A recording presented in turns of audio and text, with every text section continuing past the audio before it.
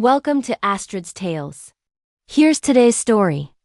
They say the truth will set you free, but they never tell you how much it costs before it finally arrives. For 6 months, I was a ghost in my own life. My bank accounts were frozen, my professional reputation was a smoking crater, and my parents wouldn't even look me in the eye when they dropped off groceries at my doorstep. Everyone believed I was a thief. Everyone believed I had embezzled $500,000 from the charity foundation where I worked. And why wouldn't they? The evidence was perfect. The digital trail led straight to my laptop. The offshore account was in my name. Even the frantic, guilty-looking emails sent to the board members originated from my IP address. My best friend, Julian, the man who stood as the best man at my wedding, the man I'd known since we were 5 years old, was the one who discovered the discrepancies. He cried when he told the board. He told them he wanted to protect me, but his conscience wouldn't let him stay silent. He was the hero. I was the monster. But tonight, the hero is going to find out what happens when you leave a single, microscopic thread hanging from a masterpiece of a lie. To understand how Julian framed me, you have to understand the foundation of our friendship. It wasn't built on casual acquaintance. It was forged over decades of shared history. We built forts together as kids, crammed for finals together in college. And when I met my fiancée Amelia, Julian was the one who helped me pick out the ring. He was more than a friend. He was family, a brother in every sense that mattered. Our professional lives were just as intertwined. We both found our calling at the Solaris Initiative, a non-profit dedicated to providing clean water technology to developing nations. It was more than a job. It was a mission. I was the head of operations, responsible for logistics, planning, and making sure our life-saving technology actually reached the people who needed it. Julian, a prodigy in cybersecurity, was our head of IT and security. He built the digital fortresses that protected our donor information and financial systems. We were a perfect team, a partnership built on a lifetime of trust. The catalyst for my downfall was, ironically, a moment of triumph for the foundation. After years of successful projects, the board announced a massive expansion, funded by a generous grant from a major philanthropic organization. I was tasked with designing the budget for this new phase, a complex web of logistics, manufacturing, and deployment schedules. Julian was responsible for designing the secure digital portal to move the funds between our accounts and our international partners. Looking back, the warning signs were there, subtle and easily dismissed. Julian started working late, running system maintenance sessions when I was out of the office or on a site visit, just patching some vulnerabilities. He'd say with a wave of his hand, "Can't be too careful with this much money moving around." He insisted on upgrading my home router as a birthday gift, claiming my old one was a security risk. He even helped me configure my new work laptop, optimizing it for speed and security. At the time, I was grateful. I saw a supportive friend, a tech genius, making my life easier. In reality, he was meticulously constructing a digital cage around me, using the bars of my own trust. The day my world collapsed began like any other. I was in my office, reviewing a shipment schedule, when an assistant from the finance department asked me to join a quick call with the auditors. I walked into the main conference room to find not just the auditors, but the entire executive board, their faces grim and unreadable. They didn't waste time with pleasantries. They projected a series of documents onto the main screen. They were financial transfers. $50,000 here, $100,000 there, totaling just over $500,000. All of it had been funneled into an account in the Cayman Islands. The account was registered to a shell company, Aquavita Holdings, whose primary contact was listed as my personal email address. I laughed. It was a short, sharp bark of disbelief. I thought it was a sophisticated phishing attempt, a technical error. "This is a mistake," I said, a confident smile on my face. "Someone has spoofed my email. Julian can probably trace the real origin in an hour." Then they showed me the login logs. The transfers were all made between 2 o'clock and 3 a.m. on nights I had been working late from home. The IP address for every single transaction matched my home office router, the one Julian had so generously installed for me.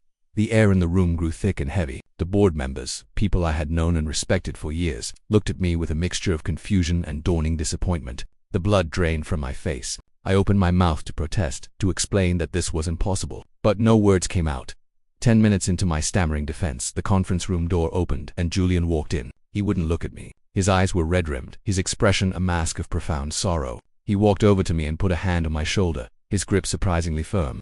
"I'm sorry, man," he said, his voice trembling with practiced emotion. "I tried to hide the logs. I tried to find another explanation, but they're too deep. Why did you do it?" The room fell silent. His words hung in the air, a perfectly delivered final blow. It was a masterstroke of theater. He wasn't just an accuser. He was the heartbroken best friend, forced by his own conscience to betray the man he loved. That was the moment I realized I wasn't fighting a mistake. I was fighting a professional. I was fighting a ghost who had stolen my face. The aftermath was a slow-motion car crash. The board, in a move brokered by the ever-compassionate Julian, decided against immediate legal action. He convinced them that a public scandal would damage the foundation's reputation. They offered me a deal: resign quietly, return the money, and they wouldn't press charges. It was a brilliant trap. I couldn't return money I didn't have. The Cayman account was locked behind a password I didn't know, and my attempts to access it were futile. When I told them I couldn't access the funds, they saw it as a refusal to cooperate, a confirmation of my guilt. The funds, I later learned, had been immediately moved from the Cayman account into an untraceable crypto wallet and had vanished. My resignation was announced as a personal decision to pursue other opportunities. The whispers started the same day. I was a thief. I had stolen from a charity that provided clean water to children. The story was so vile, so simple, that it was instantly believable. My life unraveled with terrifying speed. The foundation froze my final paycheck and my severance. The bank, alerted to a pending fraud investigation, froze my personal accounts. I couldn't pay my mortgage. I lost my house. The personal betrayals cut even deeper. Amelia, my fiancée, the woman I was supposed to spend my life with, sat me down in our half-packed living room, her eyes cold. "I can't do this," she said, twisting the engagement ring on her finger. "I can't marry someone who would steal from children. I don't know who you are anymore." Julian was there for her, of course. He was the shoulder to cry on, the steadfast friend who was just as shocked and heartbroken as she was. He helped her move her things out of our apartment. He was so helpful, so kind. I moved into a cramped one-bedroom rental on the wrong side of town, a place that smelled of damp wood and failure. My parents, who had once bragged about their son, the humanitarian, could barely look at me. They dropped off groceries at my doorstep like I was a contagious leper. Their conversations stilted and full of pained silence. I spent my days applying for jobs I would never get. My name was now toxic, a scarlet letter in the non-profit world. I spent my nights staring at my old laptop, the one the police had forensically imaged and returned after failing to find direct proof of my crime. The circumstantial evidence was overwhelming, they said, but without a confession or a clear link to the moved funds, they couldn't build a criminal case. I knew Julian had done it, but knowing isn't proving. Julian was a master of his craft. He didn't leave fingerprints. He built perfect digital cages, and he was a ghost in the machine. But he had one weakness, one fatal flaw that I knew better than anyone: his ego. He loved the detective work. He loved being the hero who had uncovered the crime, and that meant he had to keep the story alive, to admire his handiwork. It meant he had to keep checking on me, to ensure I remained trapped in the narrative he had so perfectly crafted. The breakthrough didn't come from a flash of inspiration, but from a moment of mundane frustration. It was a Tuesday afternoon, and I was trying to recover some old family photos from a corrupted external hard drive. The process required me to dig deep into the system registry of my laptop, the digital guts of the machine. As I sifted through endless lines of code and system files, I noticed something strange: a residual trace, a digital footprint that didn't belong. When Julian had upgraded my home router months ago, he told me it was for speed and security. But as I cross-referenced the router's firmware logs with my laptop's registry, I found a trace of a virtual private network VPN bridge that had been hard-coded directly into the router's firmware. It wasn't just a router. It was a portal, a backdoor. This VPN bridge would allow someone to tunnel into my home network from a remote location, masking their own IP address and making it appear as if their computer was physically connected to my network. It made them a digital ghost, sitting at my desk, using my keyboard. This was it. This was the how. This was the missing evidence that could prove my innocence. But a VPN bridge isn't proof of who used it. It proved I could have been framed, but it didn't name the framer. I needed a name. I needed a location. I needed Julian's digital fingerprint on the weapon. A dangerous game began to form in my mind. I knew Julian still monitored my network activity. His ego wouldn't let him look away. He had to be sure I wasn't figuring things out, that I wasn't getting away with anything. He was a cat playing with a mouse, and he had to keep poking the cage. So, I decided to become a more interesting mouse. I created a bait file. I created a new, encrypted folder on my desktop. I gave it a name I knew he wouldn't be able to resist: Cayman password recovery, do not delete. It was a piece of cheese so obvious, so tantalizing, that his arrogance would compel him to take it inside that folder. I didn't put a password or a fake bank statement. I put something far more potent. I placed a single one-pixel image file, a tracking pixel. It's a simple piece of code, common in marketing emails, but I had modified it for my own purposes. When the folder was opened, and the image file was loaded Devon,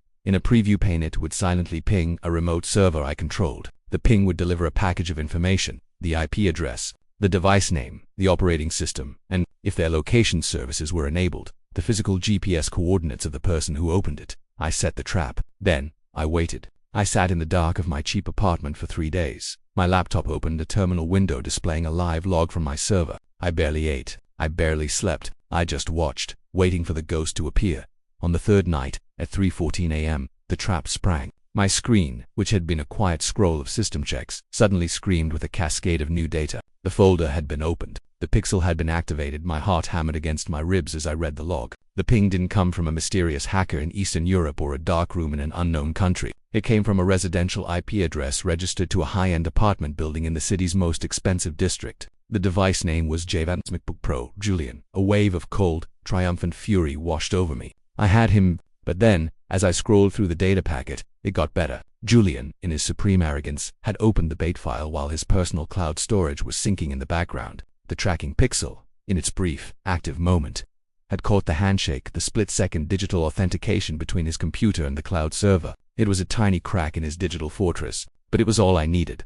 Using the captured authentication token from that handshake, I was able to piggyback into a temporary, cached version of his recent file history. It was a risky, legally dubious move, but I was long past caring about legalities, and there it was, a folder labeled Solaris Project. Inside were dozens of files, but one stood out. It was a high-resolution scan of a document titled Release of Funds, Aquavita Holdings.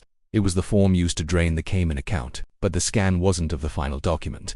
It was a draft. It was a photo of the document sitting on a glass coffee table, that in the faint reflection of that glass table, you could clearly see Julian's face, illuminated by the screen of his phone as he used a stylus to meticulously forge my signature. He had kept the photo. He had kept a trophy of his crime. I didn't go to the police, not yet. The digital evidence was complex, and Julian's lawyers would try to drown it in technicalities. I needed something more. I needed a confession, and I wanted to see the look on his face when his perfectly constructed world came crashing down. I knew that Julian, in his new role as my replacement, was hosting the annual Solaris Initiative fundraising gala that night. He was the Foundation's new star, the hero who had saved it from the traitor. It was the perfect stage for the final act of our tragedy. I put on my best suit, the only one I hadn't sold for rent money. It hung on my frame, a reminder of the man I used to be. I took a cab to the downtown hotel where the gala was being held and walked into the ballroom. The room, filled with the city's wealthiest philanthropists, went silent as I entered. Conversations faltered, heads turned. A ripple of shock and disgust moved through the crowd. I was a pariah, a ghost at the feast. Julian was at the center of the room, holding a glass of champagne, accepting praise from a group of board members. When he saw me, his face didn't register fear. It registered pity, tinged with annoyance. He excused himself from the group and strode toward me, his expression one of wary condescension. "I don't think you're supposed to be here," he said, his voice loud enough for those nearby to hear. "I know things are hard for you right now, but this isn't the way to handle it. You need to leave." I didn't raise my voice. I didn't cause a scene. I walked right up to him, my gaze locked on his. I pulled out my phone and tapped the screen, connecting to the ballroom's Bluetooth speaker system, a state-of-the-art system that Julian himself had so proudly installed, instead of the gentle classical music that had been playing. The room was filled with the sound of Julian's own voice. It was the audio from the bait session, captured by a hidden microphone program I had embedded with the tracking pixel. The whole room heard him laughing to himself as he navigated my hard drive. They heard him mutter, "Still can't believe how easy it was to ruin that loyal idiot." A collective gasp went through the crowd. Julian's face went white. Then, I connected my phone to the large presentation screen behind the stage. I projected the photo, the high-resolution image of the glass table, the reflection of his face, smiling as he forged my name. "You left a trail, Julian," I said, my voice quiet but carrying in the stunned silence. "You thought you were a ghost, but you were just a reflection."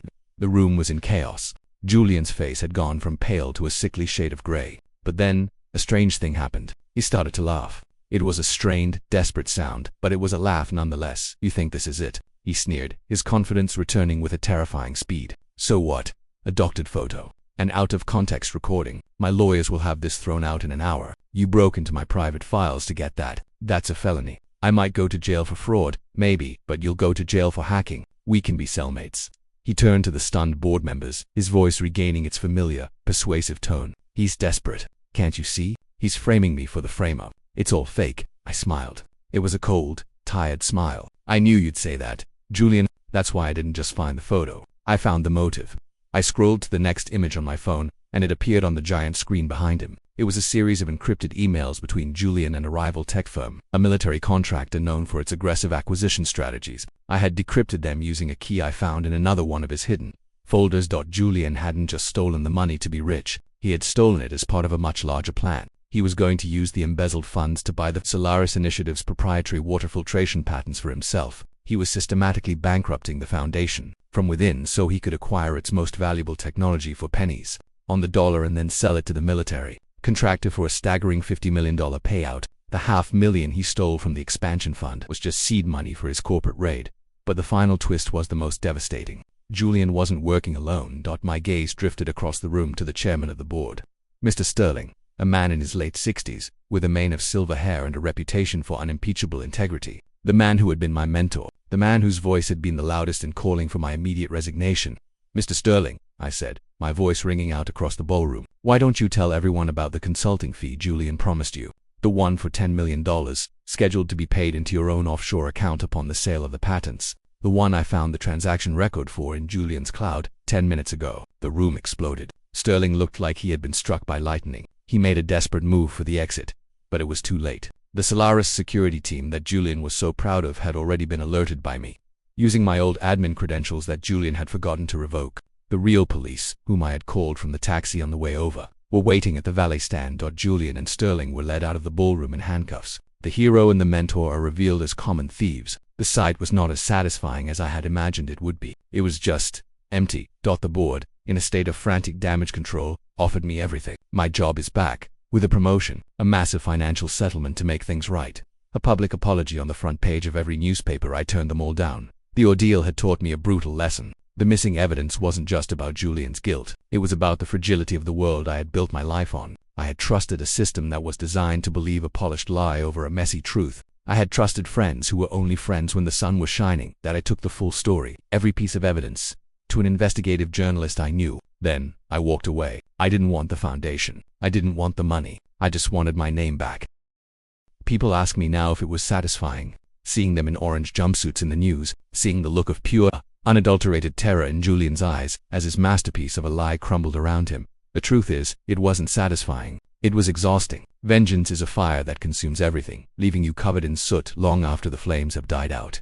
If I could go back, would I do things differently? Would I have been less trusting, more cynical? No. I think I'd rather be the man who was framed for being too loyal than the man who spent his life building a cage for his best friend. Because at the end of the night, when the headlines fade and the world moves on, I'm the only one who can look in the glass and see a face I'm not ashamed of.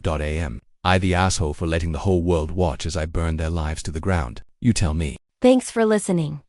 If you enjoyed the story, click like and subscribe. Leave us a comment to tell us what you would have done in this situation.